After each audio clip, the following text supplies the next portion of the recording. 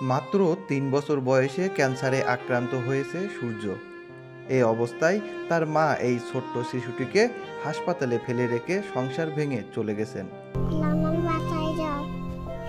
মনির cancer হয়েছে, আমার মনির cancer হয়েছে। ওর মা এলো এই অবস্থায় হাসপাতালে রেখে চলে গিয়েছে। আর বাবা ডিভোর্স দিয়ে দিয়েছে। মনির এখন কেউ নেই দুনিয়ায়, একা আমি ছাড়া। আমার মনি তোমরা একটু বাঁচাও, মনি বাঁচতে চাই। আমার মনে একটু বাঁচতে চান, মনি তোমরা একটু বাঁচান, একটু বাঁচাইয়া দাও আমার মনির ক্যান্সার। হৃদয় বিদারক একটি বাস্তবতা। মাত্র ৩ বছর বয়সে অসহ্য যন্ত্রণা সহ্য করতে হচ্ছে এই ছোট্ট শিশুটিকে। মনির কেউ নেই, মনির মা হাসপাতালে থুয়ে চলে গিয়েছে।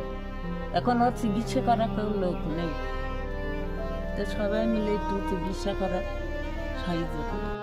যে বয়সে হেসে খেলে মায়ের কোলে থাকার কথা, সেই বয়সে মাকে হারিয়ে বেশিরভাগ সময় কাটছে হাসপাতালে। কিছুদিন আগে হাসপাতালের বেডে সূর্যকে রেখে সংসার ভেঙে চলে যায় তার মা। সেই ক্ষণে সূর্যের পৃথিবী যেন হঠাৎ থেমে যায়। সে বুঝতেও পারেনি কি হারালো। মায়ের কোল হারিয়ে সে কেবল চেয়ে থাকে দরজার দিকে। হয়তো এখনো অপেক্ষা করে মা একদিন ফিরে আসবে, কিন্তু তার আগেই নিভে যাচ্ছে সূর্যের জীবন। ৩ বছরের শিশু সূর্য, যে এখনো বাঁচার শব্দের মানে বুঝে উঠতে পারেনি, এখন জীবন মৃত্যুর সীমানায় দাঁড়িয়ে। তার শরীরটা ছোট হলেও তার যন্ত্রণার ওজন যেন পুরো একটা পাহাড়ের মতো। কিন্তু দুঃখের বিষয়, অর্থের অভাবে সূর্যের চিকিৎসা বন্ধ। সময়ের সাথে সাথে ক্যান্সার ছড়িয়ে পড়েছে তার ছোট্ট শরীর জুড়ে। অনেকদিন ধরেই ট্রিটমেন্ট চলছে। ৩-৪ মাস ট্রিটমেন্ট চলার পরে 2 দিন আগে আর কি বলছে যে ওর ঝিনাইদহ হতে কোনো ট্রিটমেন্ট নাই, ওর ঢাকা ছাড়া আর কোনো ট্রিটমেন্ট হবে না।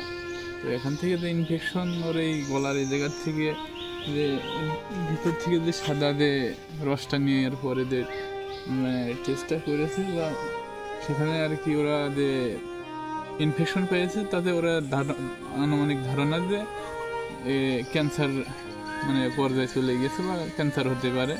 এখানে ওদের কোনো ট্রিটমেন্ট নেই, ওরা একবারে ঢাকা মেডিকেলে রেফার করেছে। হ্যাঁ, তো এখন আসলে এই 4 মাস দৌড়ানোর পরে সম্ভব না, মানে আমার আসলে কোনো কিছুই নাই যে সেটা ই করে ওর বাঁচাবো। এখন মানুষের কাছে কি চান আপনি?